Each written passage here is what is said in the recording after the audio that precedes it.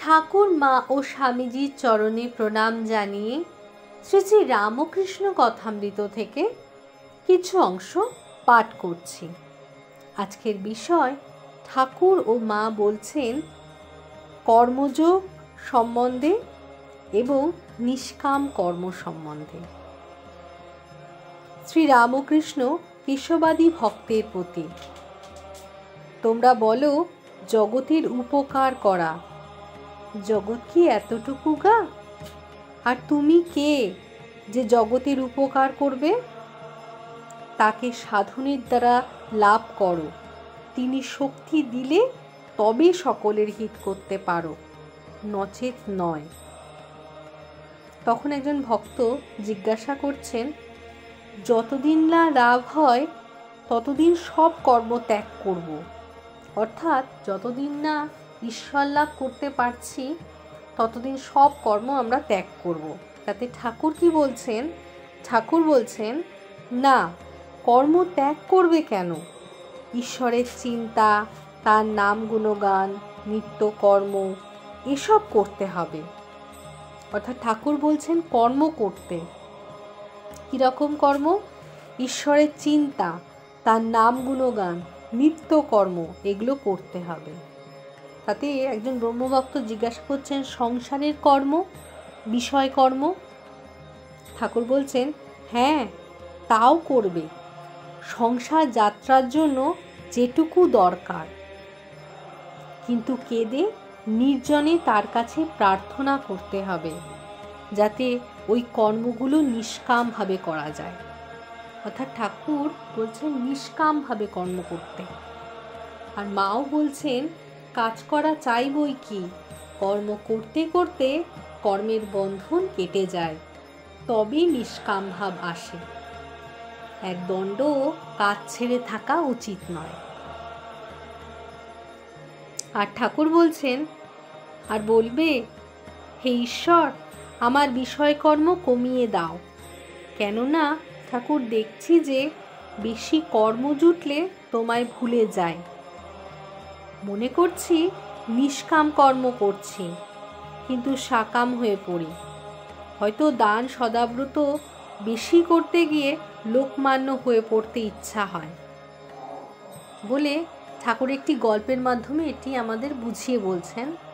ঠাকুর বলছেন শম্ভু মল্লিক হাসপাতাল, ডাক্তারখানা, স্কুল, রাস্তা, পুষ্করিণীর কথা বলেছিল। আমি বললাম সম্মুখে যেটা পড়ল না করলে নয়, সেটাই নিষ্কাম হয়ে করতে হয়। ইচ্ছা করে বেশি কাজ জড়ানো ভালো নয়, ঈশ্বরকে ভুলে যেতে হয়। অর্থাৎ বেশি কাজকর্ম করলে আমরা ঈশ্বরকে ভুলে যেতে পারি, ভুলে যাই। কালীঘাটে দানই করতে লাগলো, কালী দর্শন আর করা হলো না। হাস্য। আগে জোশো করে ধাক্কা ধুক্কি খেয়ে কালী দর্শন করতে হয়, তারপর যা দান যত করো আর না করো, ইচ্ছা হয় খুব করো, ঈশ্বর লাভের জন্যই কর্ম। শম্ভুকে বলছেন আবার ঠাকুর, শম্ভুকে তাই বললুম, যদি ঈশ্বর সাক্ষাৎকার হন তিনি কি, তাকে কি বলবে? অর্থাৎ ঈশ্বরের সঙ্গে যদি দেখা করতে পারো, ঈশ্বর লাভ করতে পারো, তাকে কি বলবে? কতগুলো হাসপাতাল, ডিসপেন্সারি করে দাও। হাস্য। ভক্ত কখনো তা বলে না। অর্থাৎ ভক্ত কি বলে, একজন ভক্ত তাও ঠাকুর বলে দিচ্ছেন। ঠাকুর বলছেন ভক্ত কখনো তা বলে না, বরং বলবে ঠাকুর আমায় পাদপদ্মে স্থান দাও, নিজের সঙ্গে সর্বদা রাখো, পাদপদ্মে শ্রদ্ধা ভক্তি দাও। কর্মযোগ বড় কঠিন। শাস্ত্রে যে কর্ম করতে বলেছে কলিকালে করা বড় কঠিন। অন্নগত প্রাণ, বেশি কর্ম চলে না। জ্বর হলে কবিরাজি চিকিৎসা করতে গেলে এদিকে রোগীর হয়ে যায়, বেশি দেরি সয় না। এখন দ্বিগুপ্ত, কলিযুগে ভক্তিযোগ, ভগবানের নাম গুণগান আর প্রার্থনা। অর্থাৎ আমাদের এই কলিযুগে কি করতে হবে তাও ঠাকুর বলে দিচ্ছেন। বলছেন যে ভগবানের নাম গুণগান আর তার প্রার্থনা, এইটুকুই করতে বলছেন। আর কি বলছেন? ভক্তিযোগী যুগ ধর্ম, ব্রহ্মভক্তদের প্রতি। তোমাদেরও ভক্তিযোগ, তোমরা হরিনাম করো, মায়ের নাম গুণগান করো, তোমরা ধন্য, তোমাদের ভাবটি বেশ।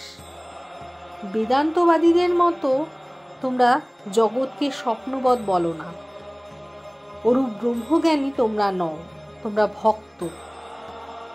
তোমরা ঈশ্বরকে ব্যক্তি বলো, এও বেশ, তোমরা ভক্ত। ব্যাকুল হয়ে ডাকলে তাকে অবশ্যই পাবে। ঠাকুর বলছেন যে আমরা কি করলে অবশ্যই পাবো? ঠাকুর বলছেন তোমরা ব্যাকুল হয়ে ডাকলে তাকে অবশ্যই পাবে। অর্থাৎ আমাদেরকে ঈশ্বর দর্শনের জন্য একটি কাজই করতে হবে, ব্যাকুল হয়ে ডাকা। আর ঠাকুর ও মা দুজনেই বলেছেন যে নিষ্কাম কর্ম করতে, যে সংসারের কর্মগুলো নিষ্কামভাবে করতে, তার কাছে প্রার্থনা করতে। কি প্রার্থনা করতে? ঠাকুর বলে দিয়েছেন যে হে ঈশ্বর, আমার বিষয় কর্ম কমিয়ে দাও। কেননা ঠাকুর দেখছি যে বেশি কর্ম করলে, কর্ম জুটলে তোমায় ভুলে যায়। কীরকম? মনে করছি নিষ্কাম কর্ম করছি, কিন্তু সকাম কর্ম হয়ে পড়ে।